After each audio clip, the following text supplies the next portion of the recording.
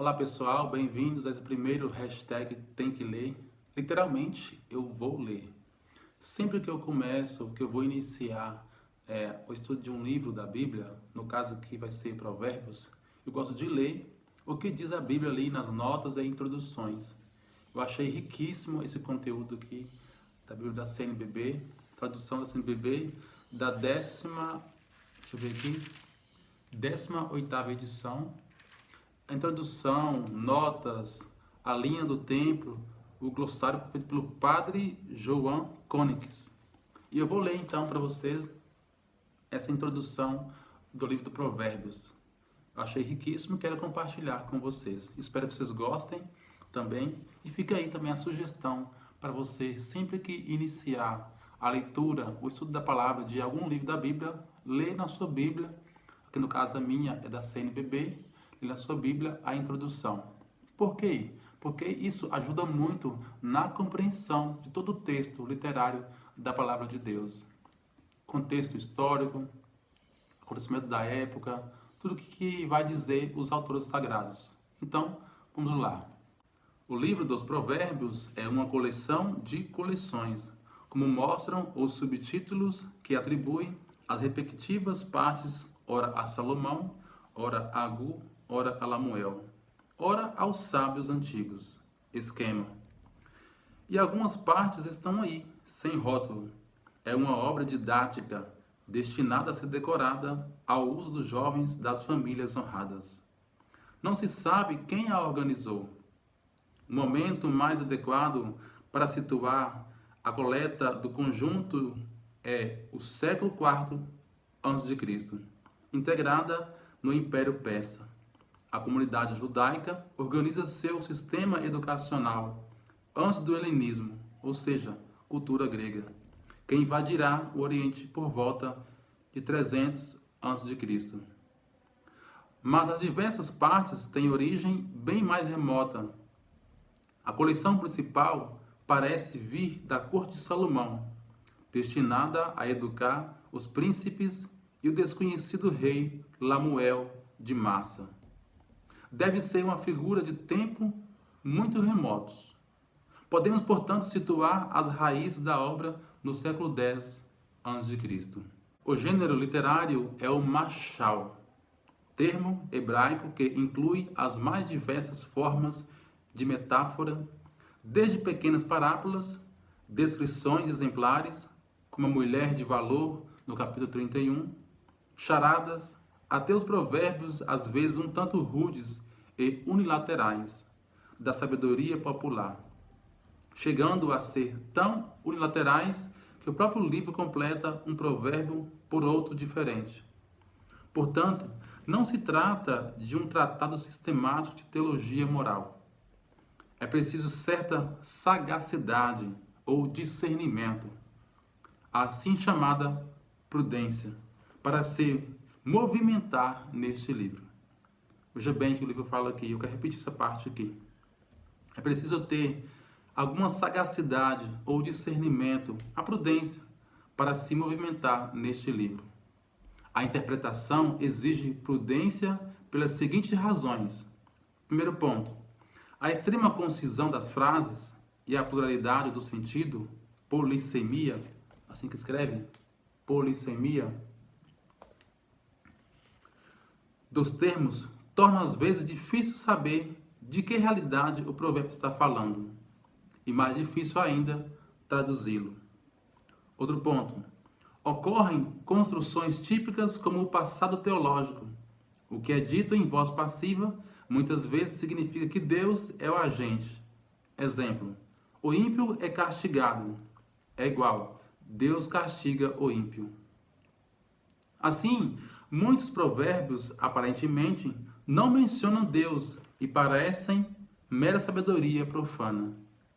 Outro ponto, a mentalidade de retribuição, o bom senso diz que Deus deve premiar o justo e castigar o ímpio.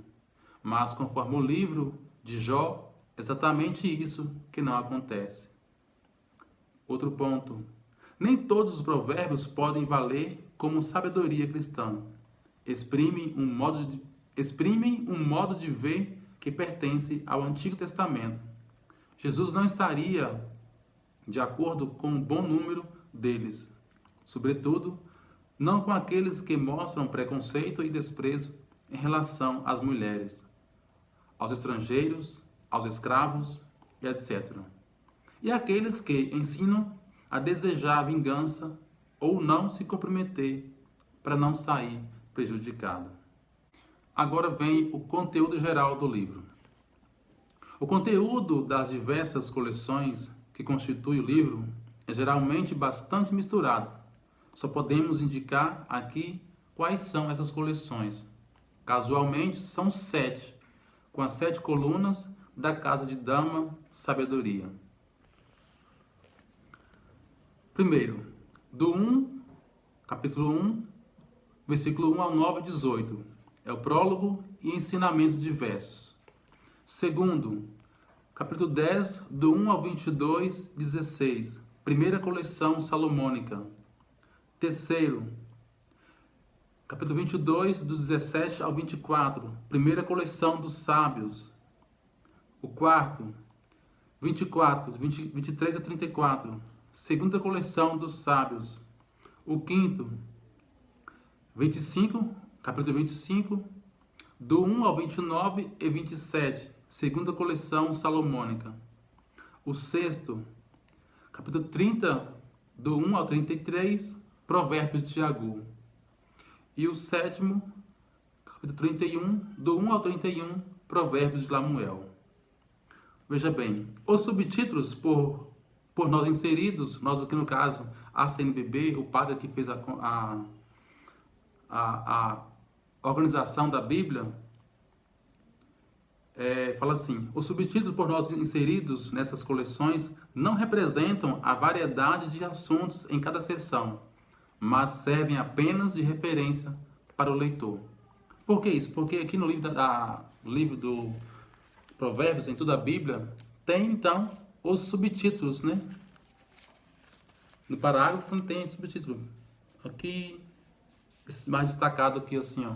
Destacado com a taxa negrita. Voltamos então aqui aos temas específicos. Valor da educação.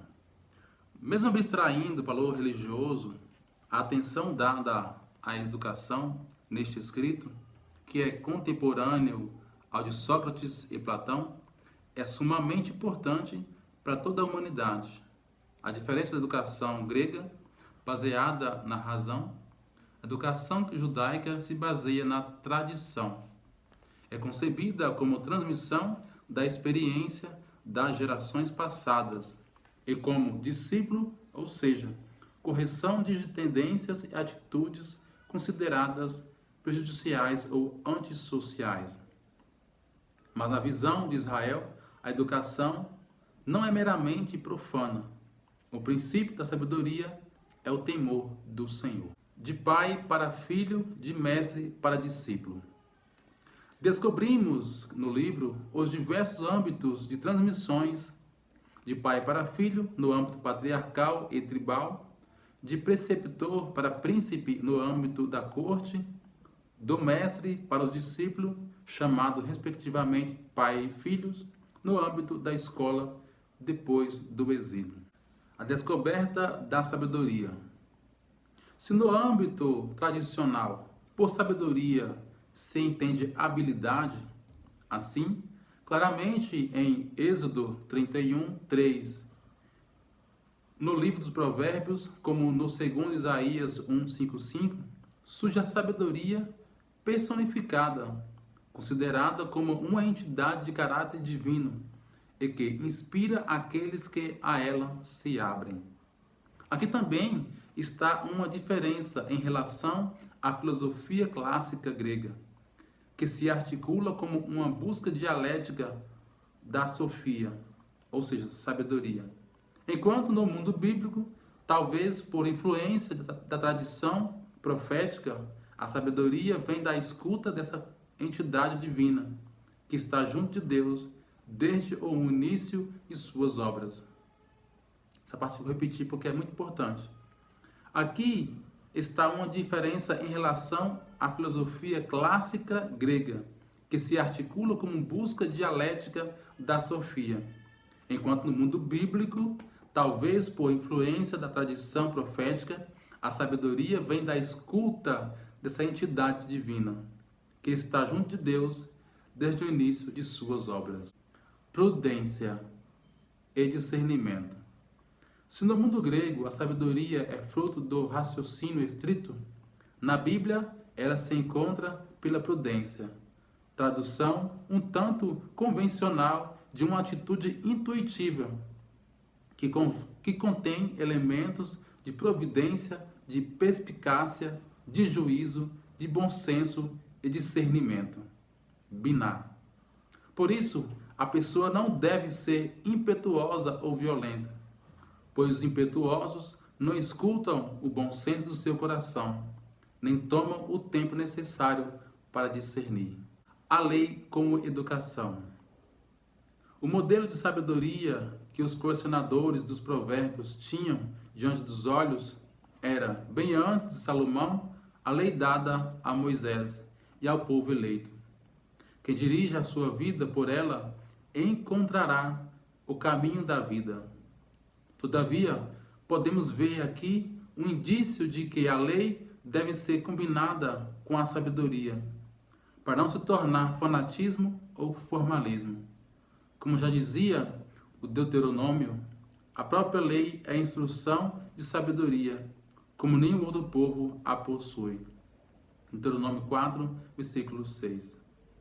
Pois bem, está aí a leitura da introdução e notas do livro dos Provérbios. Eu quis dizer para você desfrutar também essa sabedoria que a Bíblia CNBB nos apresenta. Todavia, a fé cristã não é uma religião do livro. O cristianismo é a religião da palavra de Deus. Não de uma palavra escrita e muda, mas do verbo encarnado e vivo. Para que a Escritura não permaneça letra morta, é preciso que Cristo, palavra eterna do Deus vivo, pelo Espírito Santo, abra o Espírito à compreensão das Escrituras. Está aí, nosso catecismo, capítulo ou parágrafo 108. Deixe seu comentário, a sua visão, impressão e compartilhe, se você puder, este conteúdo. E até o próximo. #tem que ler.